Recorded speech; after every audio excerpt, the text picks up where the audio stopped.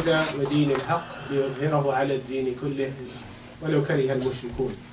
الحمد لله رب العالمين والصلاة والسلام على محمد النبي الأمي وعلى آله وصحبه أجمعين. Allah subhanahu wa ta'ala, God reminds us, يا أيها الذين آمنوا اتقوا الله حق تقاته ولا تموتن إلا وأنتم مسلمون. You who believe, be mindful of God as is His due, and make sure you devote yourselves to Him to your dying moment. And He reminds us, يا أيها الناس اتقوا ربكم الذي خلقكم من نفس واحدة وخلق منها زوجها وبث منهما رجالا كثيرا ونساء واتقوا الله الذي تساءلون به والأرحام إن الله كان عليكم رقيبا. People, be mindful of your Lord who created you from a single soul, and from it created its mate, and from the pair of them spread countless men and women far and wide. Be mindful of God, in whose name you make requests of one another. Beware of severing the ties of kinship. God is always watching over you. And He also reminds us, يا أيها الذين آمنوا اتقوا الله وقولوا قولا سديدا يصلح لكم أعمالكم ويغفر لكم ذنوبكم ومن يطع الله ورسوله فقد فاز فوزا عظيما. Believers, be mindful of God, speak in a direct fashion and to good purpose, and He will put your deeds right for you and forgive you your sins. Whoever obeys God and His messenger will truly achieve a great triumph.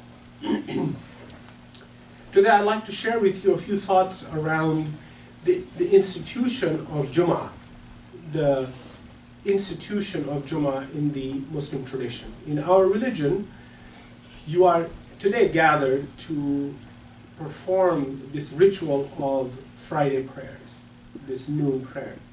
And for our guests who are visiting with us, Muslims pray 5 times a day, as you are probably familiar with, and the noon prayer on Fridays is preceded by a sermon, the one that I'm delivering to you.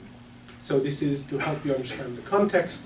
But for us as Muslims, I would like to emphasize that we need to look at Jumu'ah, Salāt al-Jumu'ah, the prayer of Jumu'ah, as an institution. Of course, it is an obligation to Allah subhanahu wa ta'ala. That is its primary way we deal with it. But what is interesting about religious obligation in the Muslim tradition is each of these obligations is an institution in itself. Whether you talk about fasting, which is another obligation, it is an individual obligation. Like Salāt al-Jumu'ah is an individual obligation to come in congregation and pray together while having listened to a sermon. It is a religious obligation. If you miss it, what is the consequence of missing Jumu'ah? There is a consequence in our relationship with God, right? Same thing is true with fasting, same thing is true with giving charity. So while all of these obligations are primarily individual obligations, we have to recognize that in coming together, it becomes an institution. And this is very important for us to recognize. And I want to share with you some of these institutional aspects of Salāt al-Jumu'ah, of the prayer of Friday.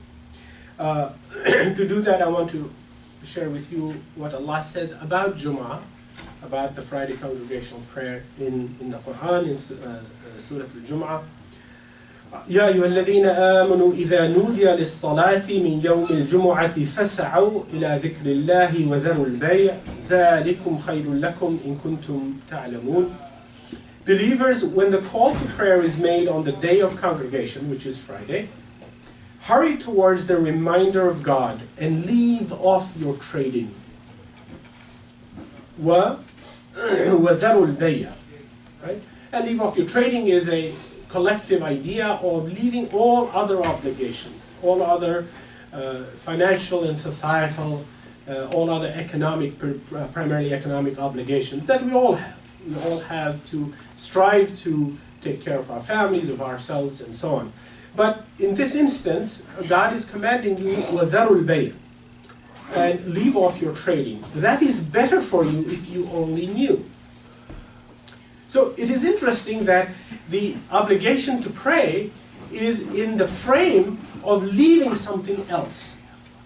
And that we are being challenged that if leaving the prayer, or coming to the prayer, is difficult for you because of other obligations, then particularly the obligation of earning a living, the obligation of taking care of economically your family or yourselves or even your community, that it's important to leave that very important obligation to the side during this time, right? It's a very interesting juxtaposition, right? You know, you've as children and as members of this community, you have always grown up, particularly in Muslim majority countries, as, oh, Jumu'ah, or you have to go to the masjid, right? You don't have to go to the masjid. You're not required to go to the masjid for any other prayer. But for Jumu'ah, you are, right? Because the masjid, the mosque, is where you all gather together. So if you think about your childhood, were you told that you have to leave off economic activity in order to go to Jumu'ah? Of course not. None of you had that idea. Most of you who grew up in Muslim majority countries, you had Fridays off.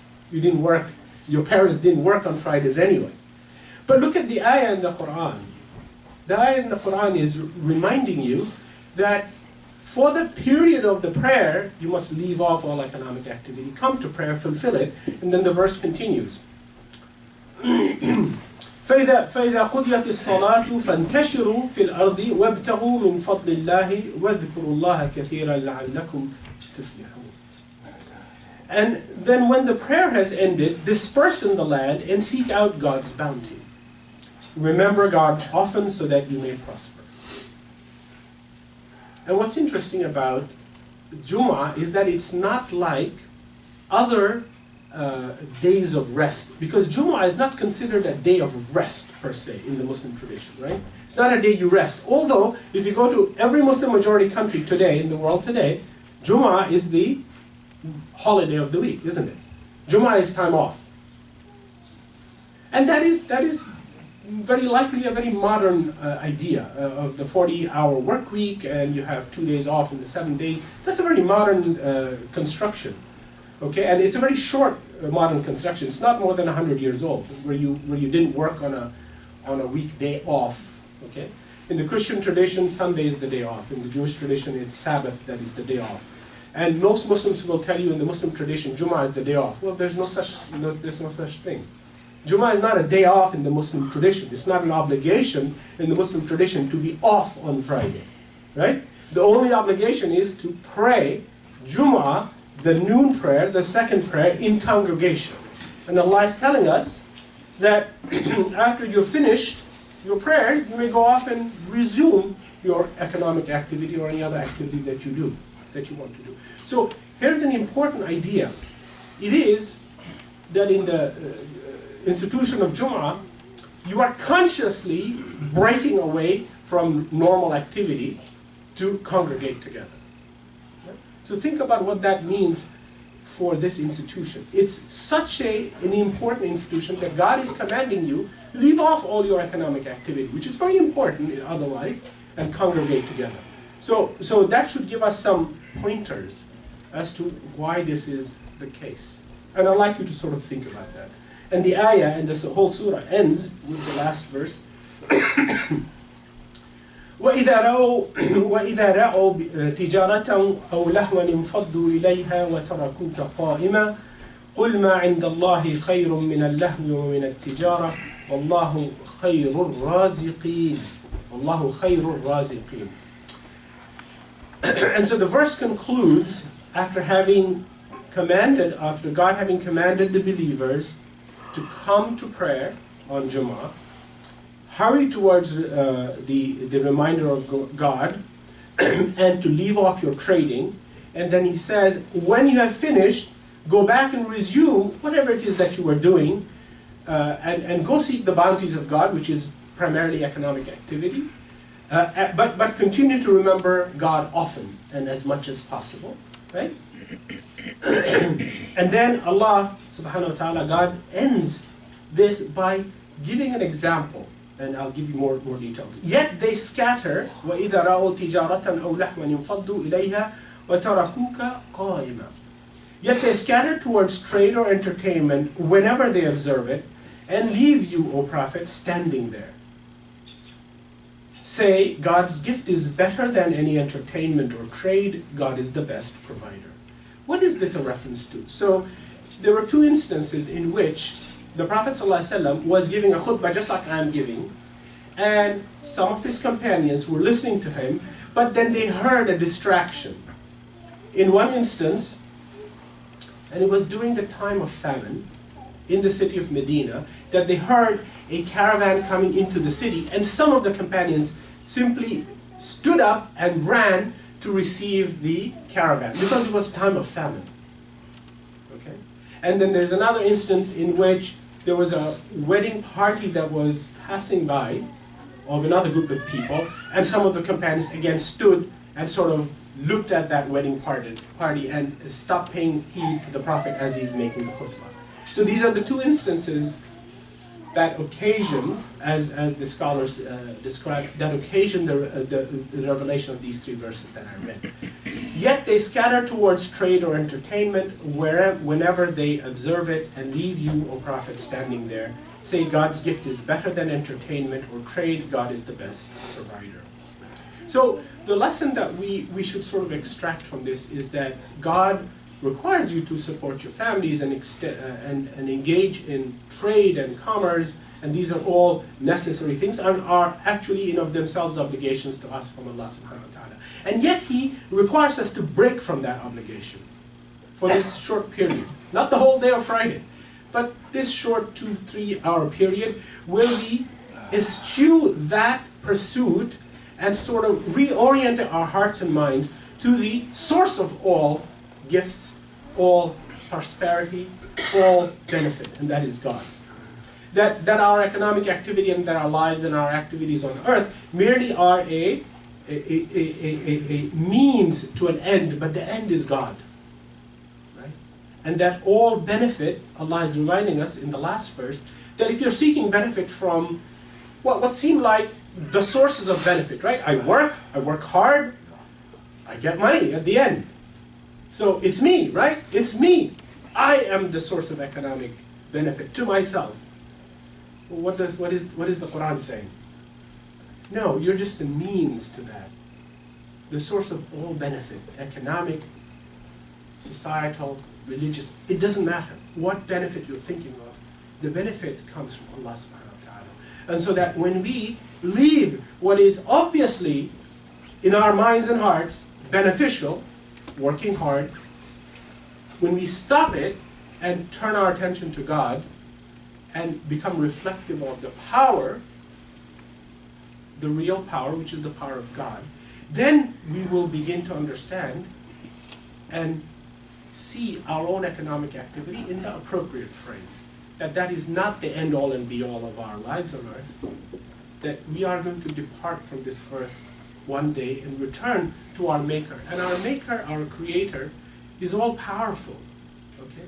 And that He has given us guidance to keep us balanced and to keep us focused on our return to Him. And this reminder continues to help us be fair and equitable. When you forget God, then in your economic pursuits, what are you going to do? You will do everything and anything that it takes to gain and gain and gain, even at the cost of the loss of others. But when you periodically, whether it is Friday prayers, which is a periodic weekly thing, or it is the 5 daily prayers, these are all activities that reorient you back towards the source of all wealth, all power, all prosperity, and that is God. And it pulls you back, it restrains you from violence, it restrains you from cheating, it restrains you from hurting, it restrains you from all that God does not want us to engage in. But we must then cease in certain activities and reorient towards God. The same thing is true about fasting. You know, we need to eat to survive. And yet, for a whole month, from dawn to dusk, we give up fasting to please God, right? And in that process, we recognize the rights that all others have on us. And then we become softer and gentler to turn our minds and hearts towards those who are God's creatures, but are not as bestowed with benefits and gifts as you might be. And therefore, you are to share with those who have not been given as much as you've been given. And that is all part of the test and the frame of reference to God. أقول قولي هذا واستغفر الله لي. الحمد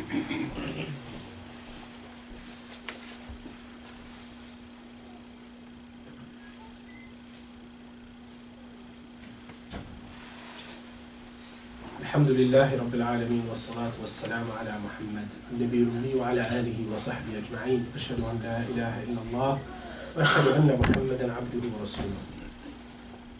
I would like us to reflect on the opportunity that the community of believers is availed by God when you come together.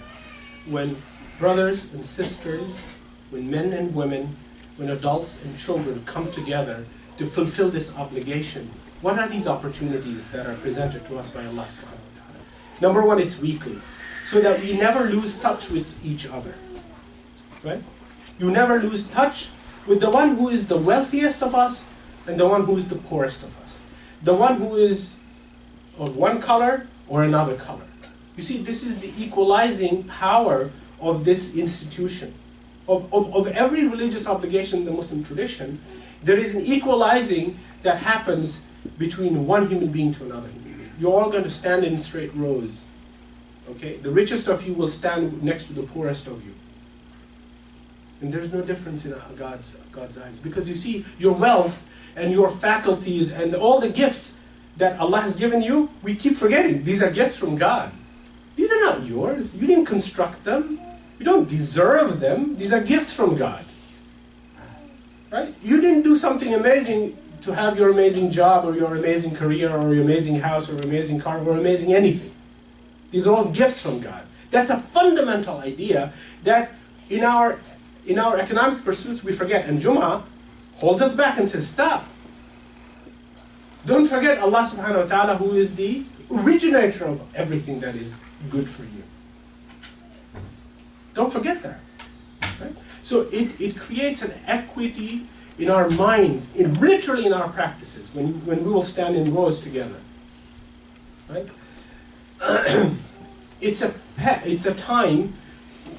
Think about education. Okay? You're obliged in the Muslim tradition. You're obliged not to say anything while you are in Jumu'ah, right? While you listen to the khatib. That's a powerful rule. No talking, all focused on one person who's speaking.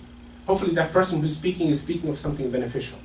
And by the way, this is part of your obligation as members of a congregation. That if your khatib, which would be me and anybody else that stands here, if your khatib isn't delivering the goods, that is up to you to make sure he does. Right? Make sure that's part of your obligations. And part of your obligations is to keep silent and listen. But what is the other part of your obligation? That if you hear me say anything wrong, what is your obligation? To immediately, what? Correct me. That is part of your obligations. And that is a powerful way of creating a check and a balance between those who are perceived to be leaders. In this place, I may be perceived to be a leader. Okay? But the leader has an obligation. The leader isn't, a tyrant. The leader is a servant, right? The leader is a servant. And so there is created a balance, a check. And this is weekly. There's a check. If I am here standing and speaking to you, I need to be responsible for what I say. If I'm inviting you to do good, I need to be responsible to do good simultaneously. And this is the check and balance of the Muslim tradition. That is very important for us to recognize. And although it seems like it's a one-way communication where the khatib talks to the attendees, it actually is an opportunity, because after the khutbah is over, do you think you will leave me alone if I say something wrong? If you haven't had the opportunity or the courage or the presence of mind to correct me, no doubt after prayer is over you will correct me. And this is also a balancing act of the ummah, of the community of believers. So recognize what Jumu'ah teaches us, that we cannot be separated from our community. We cannot simply say, oh, our leaders are bad. This is not acceptable in the Muslim tradition. Our leaders are bad, then you're responsible. If your leader is bad, you're responsible. You can't just say, oh, well, my leader is bad. I know, I'm sorry, but my leader is bad. No, then you're responsible, because you haven't done what needs to be done to check your leader. And that is the lesson you learn in Jumu'ah. So I ask you both as leaders, because you see, we morph into these roles, leaders, followers. Sometimes we're leaders, sometimes we're followers. And the famous hadith in which the Prophet said, all of you are leaders of something, right? You're leaders of your families, you're leaders of your institutions, you're leaders of your countries, you're leaders of your own selves. So recognize that there is a balancing act, and again, Salāt al-Jumu'ah is an incredible institution. I want to remind you that you who are attendees in this mosque recognize that this mosque cannot simply sustain itself without your financial support. That in the midst of the fact that you have left your financial activity to come to here, this mosque cannot survive without your financial help. So recognize the responsibility of your praying in this masjid to support this masjid as well. And recognize these powerful lessons in the institution of Salāt al-Jumu'ah. And use the demand from your leaders that your khatib gives you advice that you can act on. That Jumu'ah becomes a platform where you launch change. Do you understand what I mean? That this is a platform to launch change and reform of society. This is not just talk. It is a platform to change ourselves as a community. So I invite you to be part of that. And in that, whether you are the khatib or you are the person listening to the khutbah, the obligation is equal. So I invite you to think and reflect of this institution and make the best of this institution. If you hear anything wrong in the khutbah, make it a point and a responsibility upon yourself to correct. With kindness, with gentleness, all of those things are prerequisites in any conduct that Muslims engage with each other. That's a given.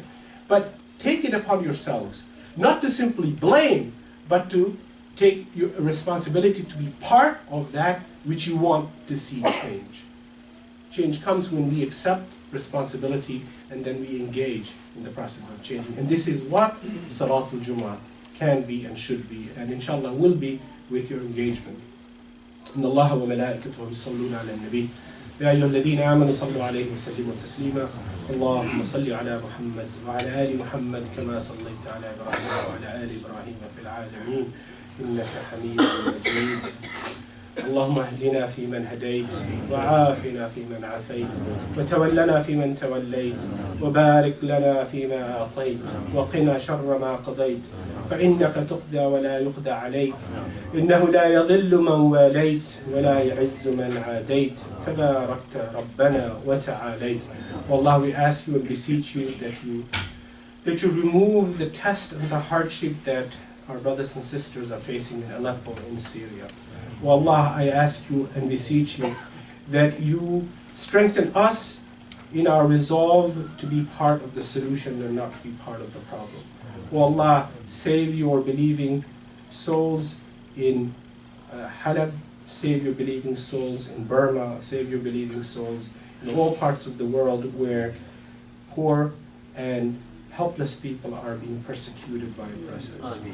إن الله وملائكته يصلون على النبي يا أيها الذين آمنوا صلوا عليه وسلموا تسليما. عباد الله إن الله يأمر بالعدل والإحسان وإيتاء ذي القربى وينهى عن الفحشاء والمنكر والبغي يعظكم لعلكم تذكرون. واقم الصلاة.